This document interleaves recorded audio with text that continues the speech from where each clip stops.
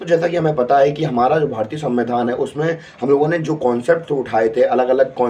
प्रकार के कॉन्सेप्ट, जैसे कि फंडामेंटल ड्यूटीज़ हुई या फिर फंडामेंटल राइट्स हुए, तो अलग-अलग कंट्रीज़ से उठाए थे। तो ये उठाए क्यों थे? हम लोग पहले वो समझते हैं कि हम लोग देख रहे थे कि इन कंट्रीज़ के